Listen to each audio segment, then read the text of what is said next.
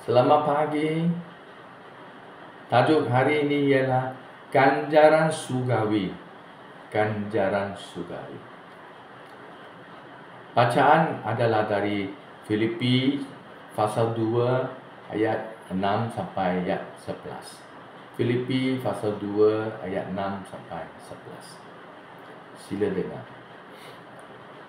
Dia yang sekalipun dalam bentuk Allah tidak menganggap kesetaraan dengan Allah sesuatu yang harus dipertahankan, tetapi dia telah mengetepikan martabat dirinya, mengambil bentuk seorang hamba dan datang dengan rupa manusia. Dalam keadaan sebagai manusia, dia telah merendahkan diri dia dan taat hingga kepada kematian, bahkan kematian di salib. Iaitu sebabnya Allah sangat meninggikannya dan menganugerahkan kepadanya nama yang di atas segala nama, supaya kepada nama Yesus segala-galanya bertelut, segala isi langit, bumi dan yang di bawah bumi, dan semua lidah mengaku bahawa Yesus Kristus ialah Tuhan, untuk mendatangkan kemuliaan kepada Allah Bapa. Inilah firman Tuhan. Syukur kepada Tuhan. Tentang pelayanan, ramai orang bersedia untuk berkhidmat atau melayan kepada Tuhan. Tetapi ada banyak alasan-alasan. Saya sudah dengar pun banyak. Selagi tidak terlalu jauh, terlalu sunyi, jauh dari tamadun. Dia kata, saya tidak mau di melayan Tuhan di tempat yang jauh. Di kampung-kampungan, saya mau di bandar-bandaran. Ini dia ada banyak perkara-perkara mereka mau buat di sini yang banyak faedah pun di bandaraya. Ada orang kata, tunggulah sehingga saya bersara. Kalau tunggukan engkau bersara, pada masa itu memang tidak boleh dapat. Tidak ada organisasi mau engkau melayan bersama dengan mereka, sebab engkau sudah bersara. Ada orang pun kata, saya masih melihara keluarga saya. Keluarga memang ada banyak,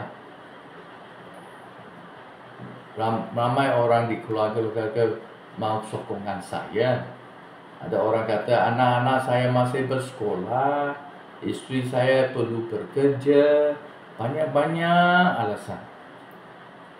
Sebab itu Yesus sudah kata, ladang sudah masak, tetapi pekerja tak cukup. Yesus pun kata, panggilan kepada ramai orang, tetapi sedikit saja respon kepada panggilan saya.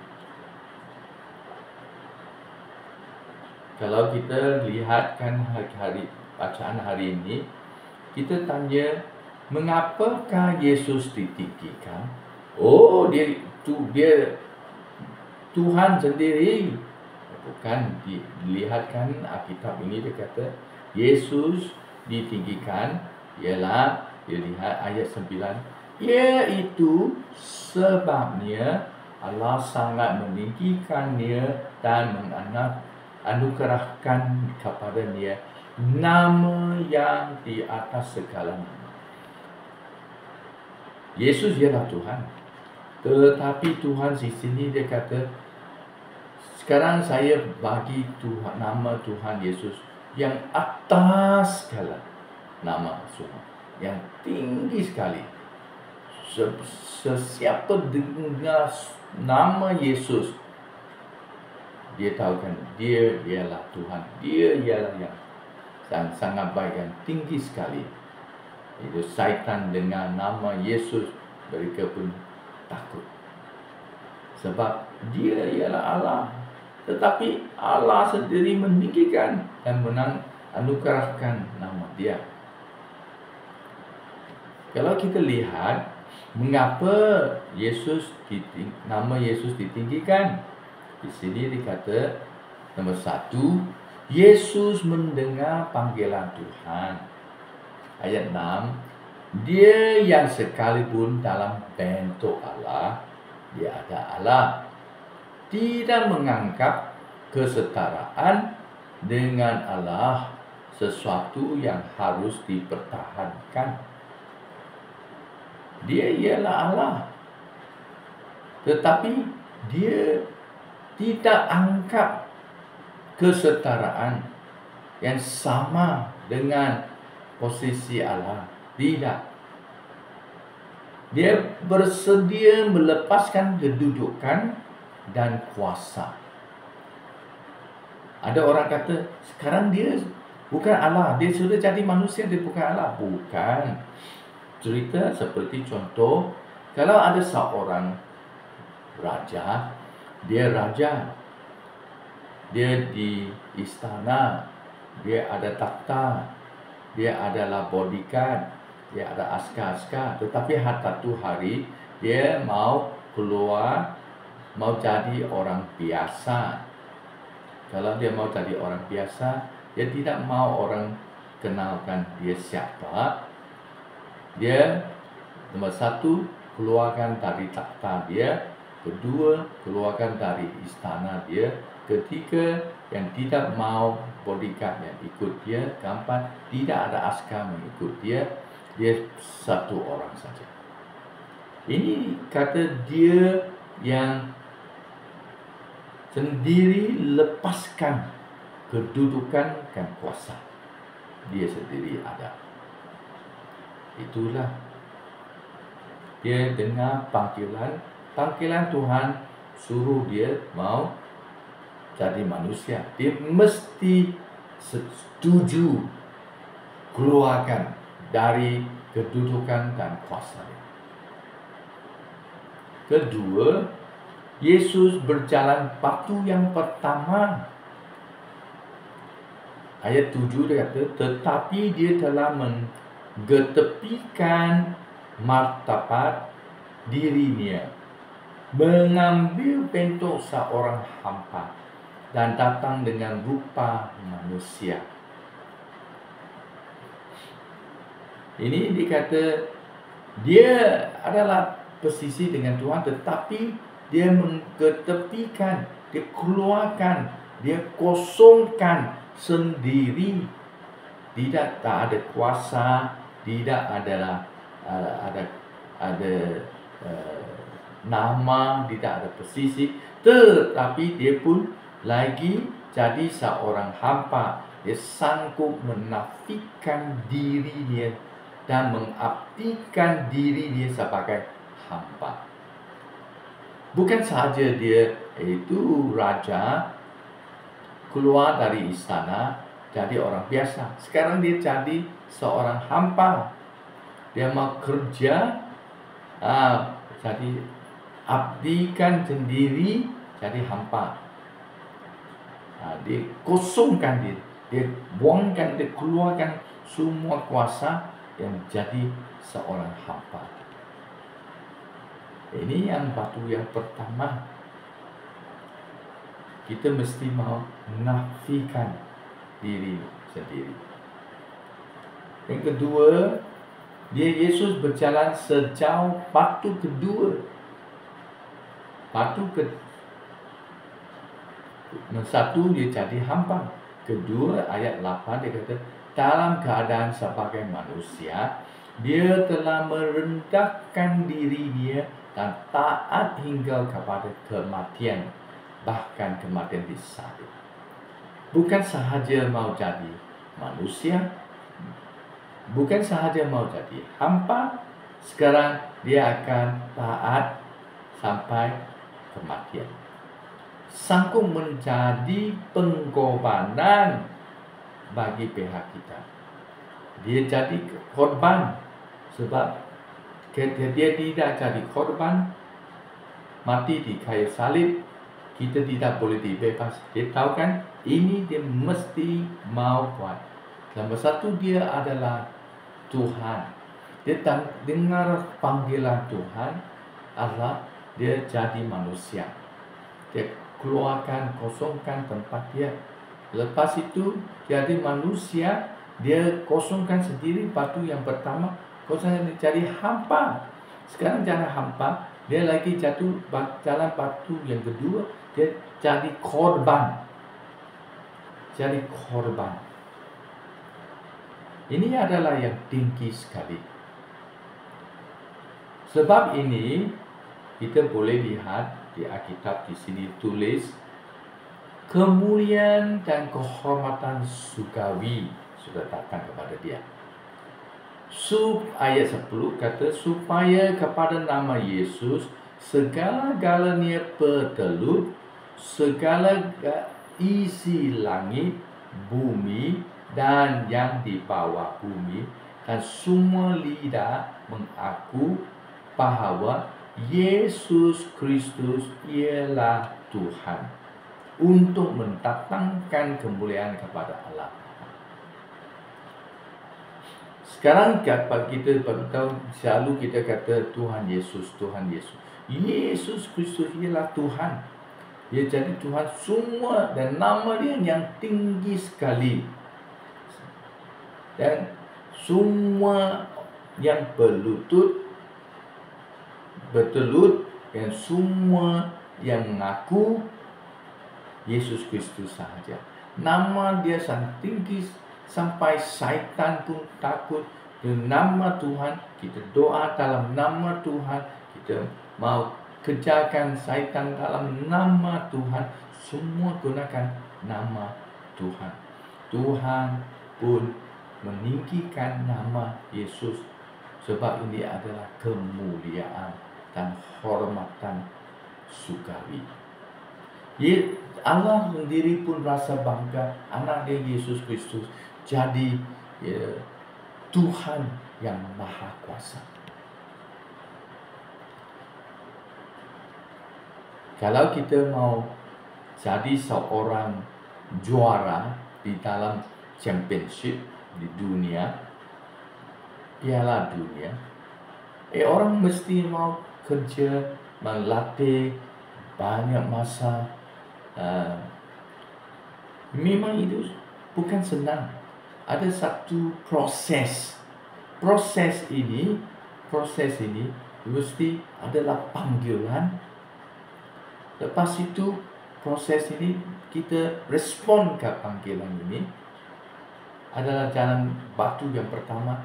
Kita mau buangkan semua perkara yang akan halangkan kita, hanya fokus kepada semua perkara-perkara yang akan memajukan kita di dalam program itu. Batu yang kedua, sekarang bukan sahaja mau latih, tetapi kami mau usaha lagi sampai jadi korban. Di sini kita tidak boleh pergi cuti, makanan ini tidak boleh makan, banyak perkara-perkara tidak boleh buat. Orang mau tidur, tak mau bangun awal-awal, atau tidak mau tidur, lalu malam pun tak mau tidur. Ini semua mau jauhkan dari exercise dan program mereka. Mereka setuju fokus sahaja kepada tujuan itu. Mau jadi juara, kita semua latih yang buat begitu. Ini yang penting sekali. Sebab itu Yesus Kristus buat sama juga. Kalau kita lihatkan Abraham yang sama, dia ada panggilan Tuhan. Yang pertama keluar dari Ur di dalam Chaldean. Lepas itu dia sampai Haran. Dia panggilan Tuhan kedua kali di Haran. Dia pergi Bethel. Dia pergi Bethel, dia jalan, dia juaikan semua, dia kan kosongkan dia sendiri, hanya pergi gurun, tempat yang gurun saja. Di sana dia masih jadi korban, tunggu Tuhan yang siapkan kehendak Tuhan di tanah tempat itu. Ini Musa yang buat begitu. Sama juga, dia dengar panggilan Tuhan, dia respon, dia jalan pertama mau kembali kepada Mesir. Lepas itu batu kedua sudah terhadap Faraun. Lepas itu dia bawa orang Israel keluar 40 tahun di gurun. Ini adalah batu yang kedua. Lepas itu kita lihat semua rasul-rasul, semua orang pun sama juga. Baru kita ada mahkota kehidupan. Mahkota kehidupan sudah datang. Sebab Yakobus ayat pasal 1 ayat 12 dia kata, berbahagialah dia yang menanggung ujian, kerana dia akan menerima mahkota kehidupan selepas ujiannya yang dijanjikan Tuhan kepada mereka yang mengasihi dia. Tuhan sudah janji, engkau mesti mau menanggung ujian, selepas ujian engkau baru dapat mahkota kehidupan. Kita di dalam peperiksaan sama juga. Lepas ujian, lepas peperiksaan, baru kita lihat kita boleh dapat mahkota kehidupan. Bukan sebelum. Mesti lepas itu. Sama juga, kita tak masuk di dalam pelayanan Tuhan sekarang, kita mesti sabar, mau jalan sampai hujung dan jangan berhenti-henti.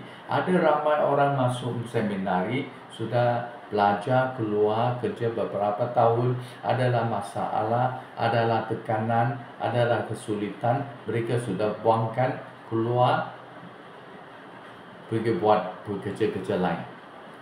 Ini kita rasa, kesian. Ini sudah masuk, mesti mau bersabar sampai hujung. Ini fokus yang penting. Ini bukan kata kita mau sukses sekarang.